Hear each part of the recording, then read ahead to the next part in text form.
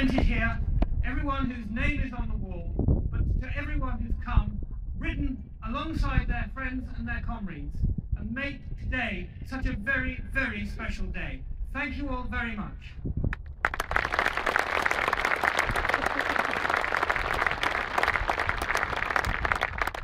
We say at the National Memorial Arboretum, we are the country's year-round centre for remembrance, right at the heart of the country.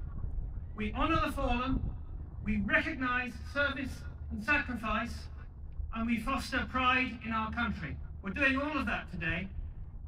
Our vision for the Arboretum is to be a world-renowned centre for remembrance. Well, everyone being here today is part of that way forward to make the National Memorial Arboretum something that is known worldwide. And I'm very pleased to say that I hope by the time you come back next year, we will have already started undertaking our first building works for a new visitor centre for all the additional people who are coming to this amazing place. So can I, on behalf of everyone at the Arboretum, thank you for your part in helping us to deliver that vision. Thank you.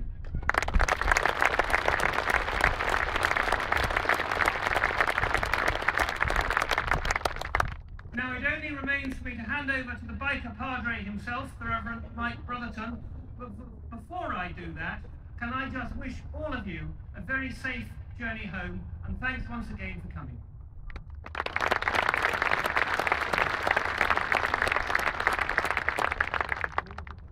How wonderful it is to be here today. A camouflage exercise was taking place on Salisbury Plain. A young private disguised himself as a tree trunk. Suddenly he made a movement which was spotted by the visiting general. "Hey, you boy," the officer barked, "don't you know that jumping around and shouting, you could have endangered the lives of our entire unit?" "Yes, sir," replied the soldier, "but if I may say so, I did stand still when a flock of pigeons used me for target practice, and I never moved a muscle when a large dog watered my lower branches.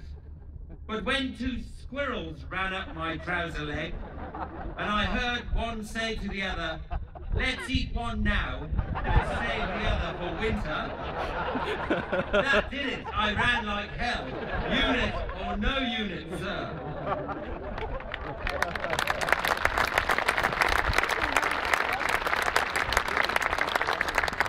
Keep a lookout, for you never know when there's a squirrel about. Welcome. It's always a moving experience to gather here at the Armed Forces National Memorial, where the names of over 16,000 servicemen and women are remembered. Their supreme sacrifice has touched our lives. Jesus said, "Blessed are the peacemakers, for they shall be called the children of God." Standing at the foot of the cross, the Type 21 Memorial, high above the water of San Carlos, looking down towards the graves of HMS Ardent and HMS Antelope, one can hear the voices of the past blowing in the wind. Pictures, memories and stories flash before us. The 2nd of April 1982, the Argentines invade the Falklands. 3rd of April, South Georgia is taken.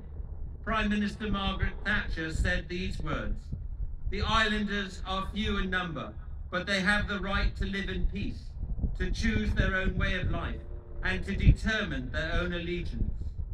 4th of April, Britain prepares for action. 5th of April, the carriers HMS Invincible and Hermes slid away on the morning tide. Portsmouth Dockyard was an array of flags and banners with messages for wives, mums and dads, girlfriends, waving goodbye and good luck. The 7th of April, Britain declared a 200-mile exclusion zone round the Falklands. The 25th of April, South Georgia was retaken and back under the British flag.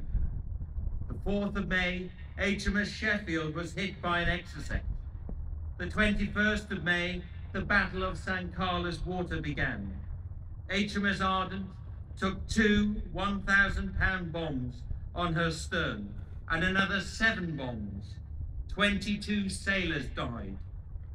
23rd of May, Argentine planes attacked HMS Antelope, dropping two 500-pound bombs into her. They did not explode, but crashed down into her engine room. As Staff Sergeant Dim Prescott, Royal Engineers, tried to defuse the bombs, one went off, and HMS Antelope sank.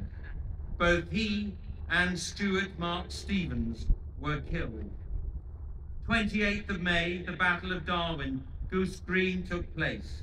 BBC reporter Robert Fox said, "I've never been in anything like this before," to which Lieutenant Colonel H. Jones replied, "Neither have I." 8th of June, Argentine air attack on Sir Galahad and Sir Tristram, and 2nd Scots Guards at Buff Cove. 53 dead and 46 injured.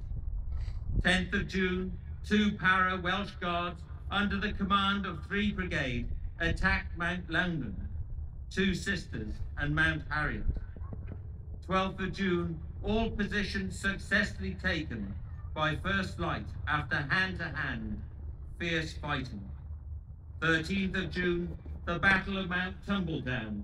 Welsh Guards attacked Safford Hill, white flag flying over Stanley. 14th of June, the battle was won. Argentine surrender.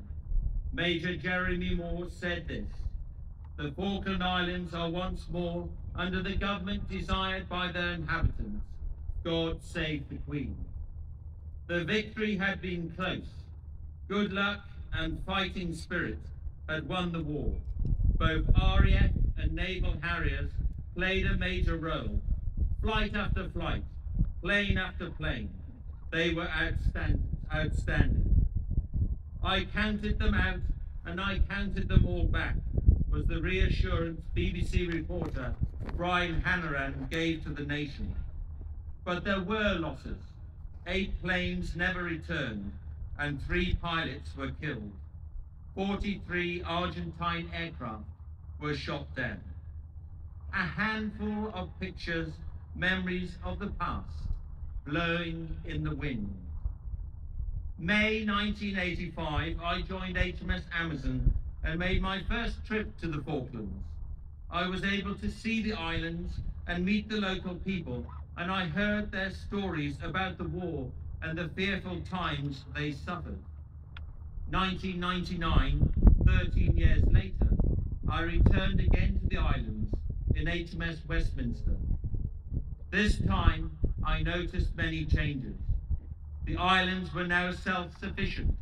Developments, improvements were ongoing, and the local people were happy.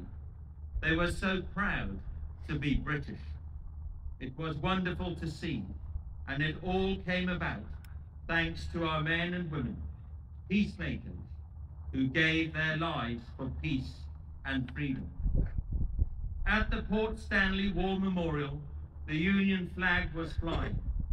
I recalled my first visit to the Type 21 Memorial, San Carlos Water, in 1985. There, standing at the foot of the cross, on that wind-swept mountain, I encountered perfect peace. The peace of God which passes all understanding. As the wind blew against my face, I put out my hand and touched the face of God. God's presence is with us. Today, 30 years on, we remember once more all our soldiers, sailors and airmen and Marines who gave their lives for peace and freedom. For they were indeed peacemakers, children of God. And we continue to remember before God all those who have lost their lives in recent wars, Iraq and Afghanistan. They too were peacemakers, and they will never be forgotten. It is right and proper that we remember them, for they made the ultimate sacrifice for us. Northern Ireland, 507. The Falklands, 258. The Gulf War, 47.